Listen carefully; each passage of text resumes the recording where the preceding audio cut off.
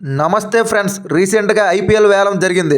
అన్ని టీములను పరిశీలిస్తే ముంబై ఇండియన్స్ అతి పెద్ద టీంగా కనబడుతుంది. ఇక టీం విషయానికి వస్తే రోహిత్ శర్మ, హార్దిక్ పాండ్యా, బూమ్రా, సూర్యకుమార్ యాదవ్, తిలక్ వర్మ, నమన్ ధైర్, దీపక్ చాహర్, కరణ్ శర్మ.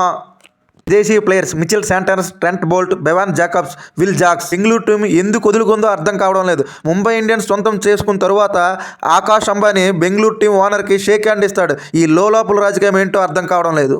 ఈ టీంని చూస్తే ప్రత్యర్థుల గుండెల్లో భయం కాదు, పరుగులు వరద కనబడుతుంది. కప్పు పొందడానికి మంచి టీం దొరికిందని చెప్పాలి. ఈ టీంకి బలహీనత ఏంటంటే హార్దిక్ పాండ్యా అందరినీ కలుపుకుంటూ రోహిత్ శర్మని గౌరవించాలి. ఎందుకంటే రోహిత్ శర్మ ఆల్రెడీ కెప్టెన్గా చేశారు.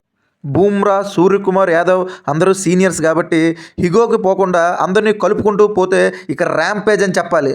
నాకు తెలిసి ఈ సంవత్సరం ఈ టీం పక్కా కప్పు కొడుతుంది అనిపిస్తుంది. మీకేమనిపిస్తుందో కామెంట్ రూపంలో తెలియజేయండి. నా వీడియో మీకు నచ్చినట్లయితే లైక్ చేయండి, షేర్ చేయండి, సబ్స్క్రైబ్ చేయండి.